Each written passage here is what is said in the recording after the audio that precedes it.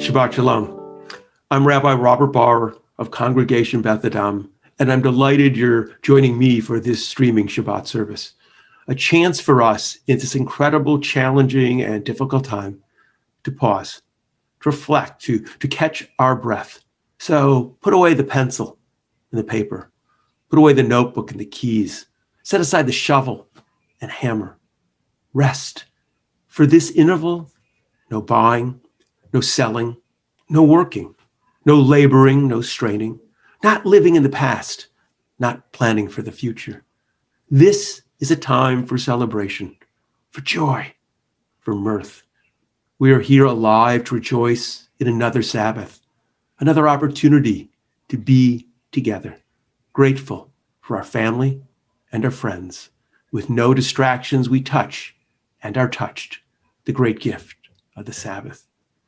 Again, I'm Rabbi Robert Barr of Congregation Beth Adam. That's our bricks and mortar congregation and our Jewish community, our online congregation. For over a decade, we've been streaming services to people literally around the world, people who find our voice of Judaism meaningful and important. And in this pandemic, when we are forced to shelter in place or to socially distant, our online services have become even more important because even our bricks and mortar members who can't be together are joining us for streaming services as well. But it's more than just the technology that is so important. It's also the voice of Judaism that we give expression to. For 40 years, we have been giving voice to a bold, dynamic Judaism, a Judaism informed by modernity and science, a Judaism that recognizes that no divine hand is going to rescue us from the problems that we face, a Judaism that is more concerned about what we leave our descendants than how our ancestors are judging the decisions that we are making today. We are a forward-thinking Jewish community committed to creating a Judaism that we can be proud to pass on to generations to come. I'm pleased that you're joining me and each other for this Shabbat service. You're able to chat on the different platforms that you're on, whether it's Facebook or our website. But please, when you chat, be welcoming and inclusive. Ask each other where they're from. Please let us know where you're from. We're a community. Interact with each other. And I also know that not everyone can be on at 6 o'clock Eastern time, that people's schedules don't necessarily allow them to come when we're streaming our service live. So many people watch our service in the archives. Whether you're joining us at 6 or you're joining us at 7 or 8 or some other day, you're part of this community. And I am delighted that you are here sharing this together tonight. And we continue our service with the lighting of the Shabbat candles. On Shabbat, we create our moment in time. We pause, reflect upon the yesterdays and tomorrows, to renew our ties with family and friends, to restore our energies, to refresh our spirits. As the sun descends and shadows lengthen, the distraction of the day gives way to the stillness of night. It is time now for us to see not with our eyes, but with our hearts and our minds. As the day gives way to evening, it's time for us to welcome the Sabbath. The candles stand before us, waiting to be lit. We recall our ancestors as we too seek to dispel the darkness and banish the cold, to bring glowing softness, warmth, and safety to our homes. May the dancing flames of the candles kindle warmth within our hearts, wisdom in our minds, passion in our souls. Baruch ha'or ba'olam, blessed is the light within the world. Baruch ha'or ba'adam, blessed is the light within each person. Baruch ha'or b'Shabbat, blessed is the light of the Sabbath.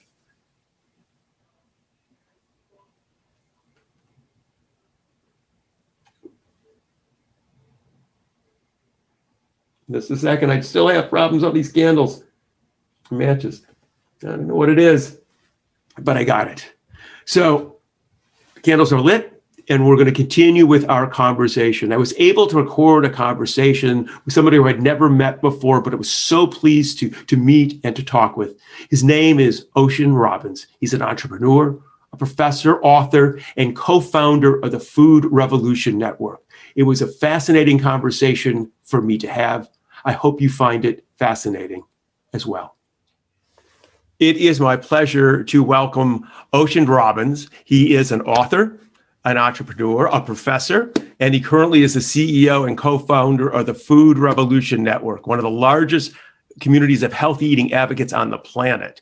So I'm delighted you're here. We were going to talk about a lot of things. I want to talk about food. You've done peace work. You're about sustainability, and you have this great family history. But before we start, my first question is, how are you and your family? Are you well? Are you safe? We're well, we're safe, knock on wood. But, we're in turbulent times on this planet. So thank you for asking, because I don't think any of us can take anything exactly for granted right now. And hopefully, my perspective is, hopefully that gives us a little more gratitude rather than more fear. Good. So can you talk about so you're passionate about food revolution and food. Can you talk about, people who know me, I'm like not one of the great eaters in the world. I've always been sort of like a terribly, tell us about why is food important other than to satiate us? And how does it interplay with health? And how does it interplay with the health of our world? Well, food does satiate us, and hopefully it pleasures us, but hopefully it does more than that. Hopefully it nourishes us. In the long run, the truth is that what you eat literally becomes you. And it's very intimate. Your food is an act of communion with the whole world around you. And your food choices have an impact on your health, on your vitality, on your aliveness, on your mental clarity, on the bounce in your step, on how you sleep, on how you feel, on your thoughts, on your consciousness, and on your health destiny. They also have an impact on your planet. Every bite you take is kind of a vote for not just the health you want, but also the future you shape. So if you're somebody like me who has a problem with farm workers being exploited and not being paid enough to feed their own families, if you're someone like me who is concerned about climate change and wants to do what we can to slow it down or reverse it, if you're someone like me who wants everybody on Earth to have enough food to eat, who is concerned about the destruction of the tropical rainforests and indigenous people losing their homeland and their whole way of life as animals and species are going extinct. If you are concerned about the future of our water supplies, about our topsoil, if you're concerned about issues of social justice and equity and freedom and opportunity, then you have a stake in the food choices that I make and in the food choices that you make, because they impact your future and all of our future. And all of this is deeply connected. So could you give us a few examples of you mentioned a number of things. I think, how does what we choose to eat impact water, let's say? Okay, let's talk about water. That is a great one. So first, we have a water crisis in the world right now. I live in California, where we're sort of chronically in one form of drought or another. We have 40 million people, and we don't have a whole lot of rainfall out here. But looking around the world, aquifers are being depleted. And what that means is that billions of people are dependent on millennia of accumulated water. And when that dries up, what's going to happen to all that farmland, to their cities, to their communities? It's a scary proposition. Even in the United States, the Ogallala Aquifer provides the water for most of the Great Plains states. And therefore, the breadbasket of the United States is at risk here. So where's our water going?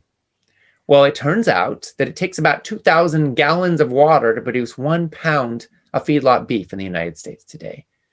Takes 50 gallons or so to produce a pound of soybeans. So when you look at the math and you look at the numbers, you realize that a large share, perhaps up to half of all of the water consumed in the industrialized world, is going into livestock production. And this is an alarming reality. Now, there are different ways that livestock can be produced. Not all of them are the same, but that's the big picture. Now, how do we get to a number like half? Well, let's break it down for a second. It's not because cows are big drinkers. They do drink water, but that's not where it's going. Okay. But there are so many life cycle impacts, because when you go up the food chain, you are essentially creating a protein factory in reverse. It takes a lot of caloric input to produce a smaller amount of calories in livestock. When we're talking about grain or soy being fed to livestock, it takes about 12 pounds to produce 1 pound of feedlot beef. It takes about 5 to 7 pounds to produce a pound of chicken or a pound of pork. So the rest is being wasted. It's going to hoof and hide and bone and feathers and energy the animal uses to move around and body heat and poop and urine. And it's not going into food. Right. And so when you waste all of that, you're wasting all the farmland that it took to grow that grain or that pasture or that soy. And sometimes that farmland is created by chopping down tropical rainforests, which has an enormous carbon impact. When we chop down our forests to create grazing land or growing land for livestock, then that's not available to be a carbon sink. And we're spewing all that carbon into the atmosphere. And then we're having to irrigate that land, which then is going to take water, which is going to be depleted. Livestock also produce a lot of excrement. And tragically, in the factory farming system, that excrement isn't being composted. A lot of it is being washed away and ends up polluting our groundwater supplies, which is another big part of the equation.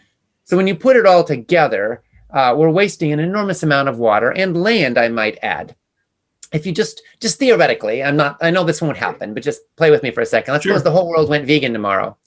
We would save an area of land equal to all of the United States, China, European Union, and Australia combined. Instantly, that's what would be freed up by eating food directly for humans instead of cycling it through livestock.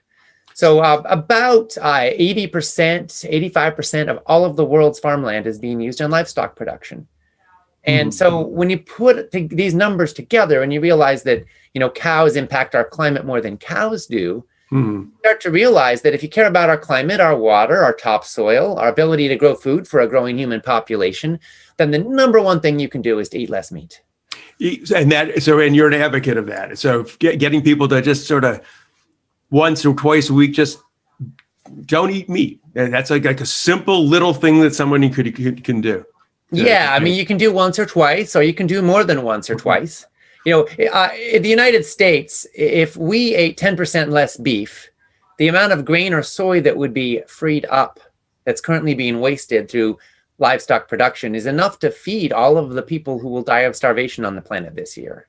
Would you say that again? That's an amazing statistic. If we in the United States ate 10% less beef, we would free up enough grain or soy to provide enough calories to feed all of the 60 million people or so who will die of hunger or malnutrition on the planet this year. That's a staggering statistic. It is. Now some people won't do their 10%. So you could do 20% or 30% or 50%. And, I'm not telling you that all that grain or soy would get to those people. Sure. We have a lot of equity and justice issues to address. Right now, we produce more than enough food for every human being on the planet. We Americans waste half of the food we produce in this country, literally 50%. Waste it how? Well, we waste it literally by throwing it in the garbage. We waste it because restaurants have waste and stores have waste and consumers have waste. And we throw away food at every step in the supply chain. And a lot of the food that's grown on farms doesn't make it to the market. So when you put all these waste points together, half the food we grow does not reach human mouths. And so that's number one. Number two, we're wasting another huge portion by cycling it through livestock. So there's a lot of available resources if we get more intelligent here that we could free up. So the whole notion of how do we feed all the world's hungry is fundamentally still an issue of distribution and justice and equity and will, quite frankly. I mean, we could put a person on the moon. We can build the most sophisticated bombs that have ever been in the history of the universe. But do we have the ability to feed the world's hungry? Apparently, we don't care that much. Based on our policies. We have the capacity, but not the will. That's right. So, and but as individuals, we have an impact too. And what we eat has an impact. And we are heading towards a future where there's going to be less topsoil, there's going to be less water, and there's going to be more humans. Plus, with climate change, we've got a whole other dynamic going on, which is that there's going to be more droughts and more floods. So I do think that in the next decade or so, we will reach a point where we may not grow enough food for humanity. Right now, we still grow extra and we're wasting it. We may reach a point where we don't grow enough. At that point, it will become critical to eat lower on the food chain. Okay. Do you see a shift in, food production now? Because there are like plant-based meat, what would you call it? Imitation meat based upon coming out of plants.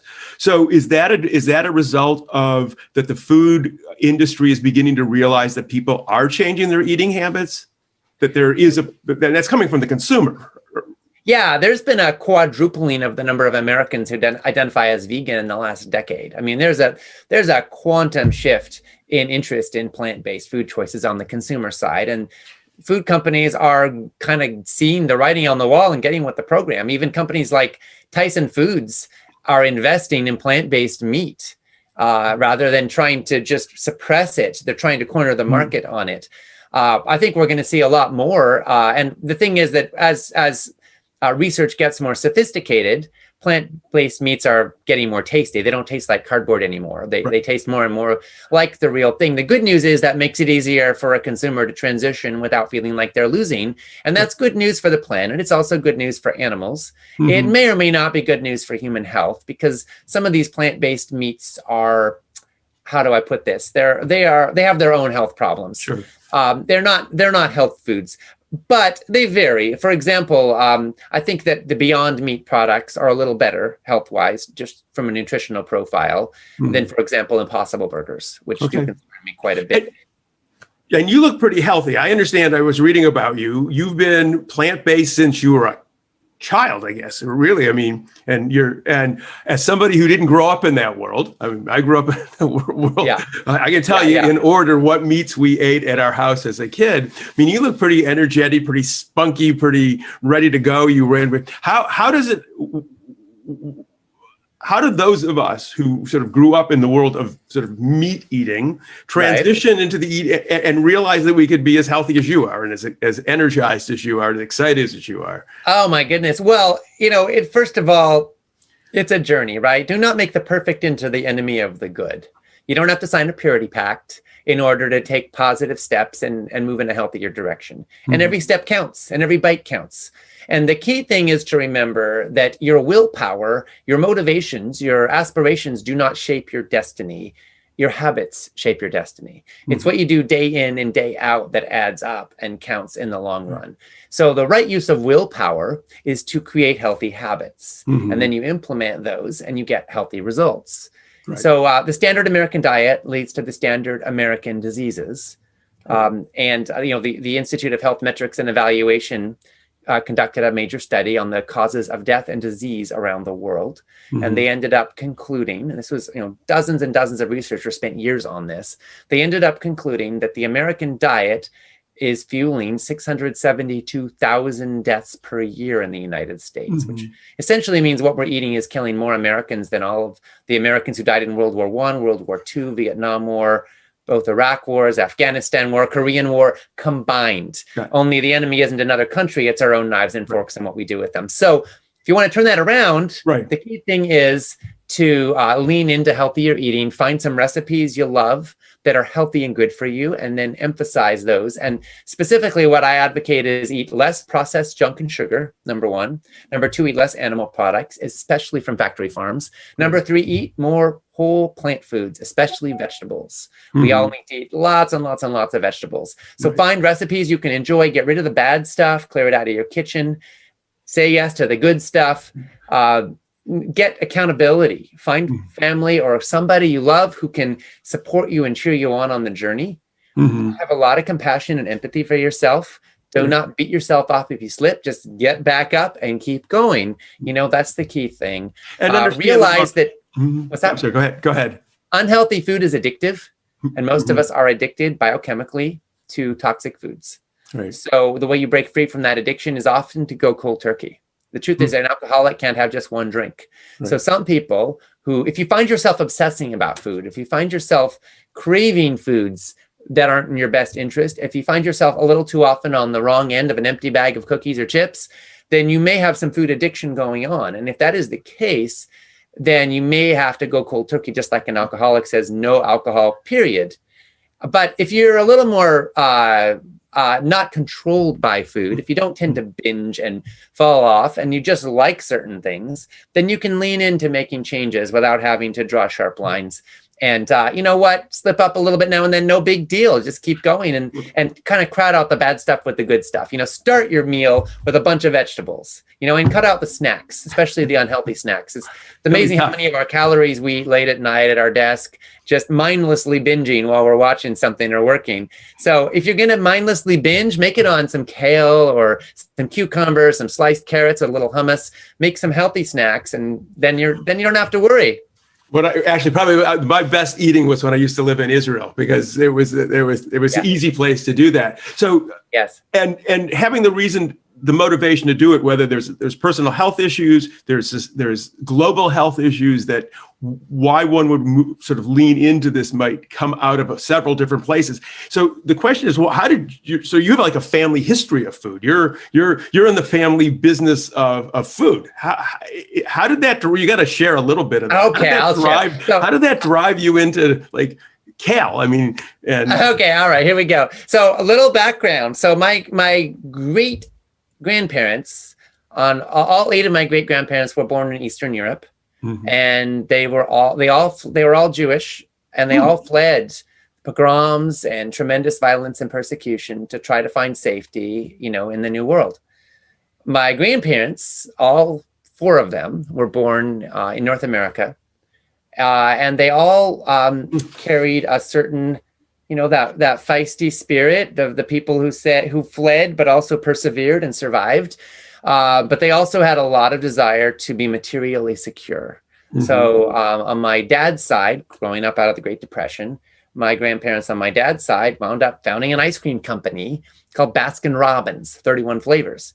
By the way, Baskin was my dad's uncle, mm-hmm. And Baskinovich was the family name. And they really? To be Americanized, and Rabinowitz was the family name, and they changed that to be Americanized. So it would have been Baskinovich Rabinowitz. No, probably was. That did not fall off the tongue as easily. Yeah, exactly. Yeah. So So then my dad grew up with an ice cream cone-shaped swimming pool in the backyard and 31 flavors of ice cream in the freezer, and he was groomed to one day join in running the family company. But when he was in his early 20s, he was offered that chance, and he said no. And he walked away from a path that was practically paved with gold and ice cream to follow his own rocky road. And he ended up, he left the family fortune behind and moved with my mom to a little island off the coast of British Columbia, Canada. They built a 1-room log cabin. They grew most of their own food. They practiced yoga and meditation for several hours a day, and they named their kid Ocean. Okay. And they almost that named really me is Kale, your by the way. Yeah. Yeah. They almost named me Kale. No, really? Yes. And that was before kale was cool. But we did eat a lot of kale and carrots and cabbage and veggies from the garden. Got a little older. My dad ended up writing a book called Diet for New America, which inspired millions of people to look at their food choices as a chance to make a difference on the planet, and ended up inspiring his own father, my grandfather, who read the book and changed his diet and changed his life. And my grandpa credited it with saving his life, actually. Reversing type 2 diabetes, heart disease, and serious weight problems, and adding 19 more healthy years when his doctors told him he was on death's door. So we've really seen in our family that when we follow the standard American diet, we're going to get the standard American diseases, and we've seen what happens when we make a change. And so my dad was in the, what's that? I'm sorry, when was that? I'm sorry. Oh, Diet for New America came out in 1987. Mm-hmm. My grandpa read it around 89, mm-hmm. And it kind of saved his life. And, so my dad's work inspired a lot of people. I founded a nonprofit when I was 16 to work with young leaders around peace, human rights, social justice, and sustainability. We worked in over 65 countries around the planet. And I led that for 20 years. And what I saw was that everybody eats, mm-hmm. and that what we're eating is having this enormous impact. And I work with indigenous people whose rainforests are being chopped down for cattle. And I work with people in the Arctic National Wildlife Refuge, indigenous leaders up there who depend on the caribou for their survival. The caribou migrations are now being disrupted by climate change. And I work with folks all over, and I saw that what we're eating is shaping the future. And so after 20 years directing that, I decided to join with my dad directly, and we launched Food Revolution Network. We've been running that for the last 10 years, and our mission is healthy, ethical, sustainable food for all. Right. And then you wrote a book as well. I did. It's called 31 Day Food Revolution. Was that homage to your grandfather? Well, yeah, it is. So, I figured we'd have a little fun with the 31 thing. Okay. I'm saying that in the long run, 31 steps to health will bring you more pleasure, more satisfaction, more joy than 31 flavors of ice cream. It's so fascinating. Clearly, reading about you and seeing all the things you've done, you're one of these people who are working to change the world in a really positive way. It's so important. And going through something that's so basic as food is really amazing. It's something that we all interact with. You did some work I saw with different groups, bringing groups together, Palestinians, Israelis to talk, African Americans and white folks trying to talk. Yes. Not all of us can be in every one of these big conversations, but every one of us goes to a market at some point and decides what we're going to eat. It's so true. It's so true. And that's the amazing thing. There are so many problems in the world that can feel overwhelming, almost unconfrontable. But food is one place where you have incredible power. And the truth is that, cancer, heart disease, type 2 diabetes, they don't care a heck of a lot who you voted for or, what you think about, but they care what you eat. They care how you live. And so I like to say that in these times of hyper-partisan division that are tearing families, communities, states, and even nations apart, food is something that can really bring us together. We all share it. We all have a stake in our own health. And quite frankly, we have a stake in each other's health. If everybody gets sick, that's going to impact the cost of healthcare for everyone else, right? So we all have a stake even economically in each other's health and well-being. The survival of the Medicare and Medicaid systems and the financial viability of them has a lot to do with how healthy we are. And we talk about healthcare as if it was all a negotiation over who's going to pay for it. But we're not looking at the fact that healthcare is 19% of GDP in the United States. It doesn't have to be. Right. It's partly, we've got policies that inflate it and reward big pharma and all that. But we also have a really sick population. We have a 72% overweight or obesity rate in this country. Right. And that didn't happen by accident. It happened because of choices we're making and policies that fuel those choices. So we're trying to help change that and help individuals be part of the solution. Well, I really appreciate the work you're doing. I appreciate you spending time with us, sharing. We're going into this holiday season, and while this holiday season is going to be different, is shaped by COVID, this holiday season is often defined by food and eating, and we can all make some decisions about how we're going to do that, about our health, the health of the people around our table, and the health of our communities and the health of the world. So, Ocean, thank you so much for sharing your story with us. Thank you for the work you're doing. Thank you for awakening us to the power that we have to make small changes that can have a really big impact upon this world. Thank you so much for the opportunity, and thanks for the good work you're doing. Getting to meet and talk to Ocean was wonderful for me. I really enjoyed our conversation, and I found what he said meaningful and inspiring. I hope you did as well. And now we continue our service with the sharing of the virtual challah. We share a virtual challah and wine as an expression of the fact that we are a community. And at some point, we're going to be together, and we're going to break bread once more. So imagine for a moment that we are sitting together. As the fingers of the challah intertwine, so do we join hands in our common humanity, sharing the fruits of our labor. We cherish that which has been created through human effort, for it is through the work of our hands, the strength of the human spirit, the vision of our minds, that our dreams are woven into the tapestry of time. We celebrate the accomplishments of yesterday and today, anticipating the possibilities of tomorrow.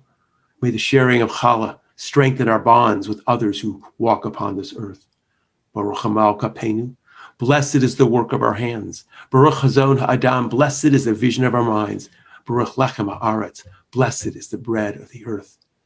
And then if you have some juice or some wine, join with me. We celebrate the fruit of the vine and the bounty of nature as we lift the cup. For we are part of nature, which gave us birth and continues to sustain us.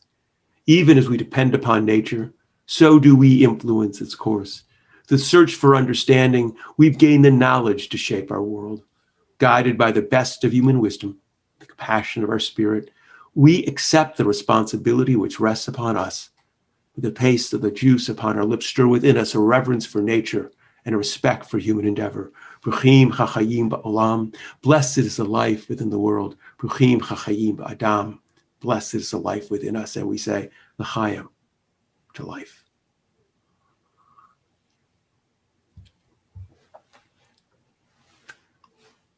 So I'm glad we shared this time together. I hope you found it both relaxing, refreshing, and informative.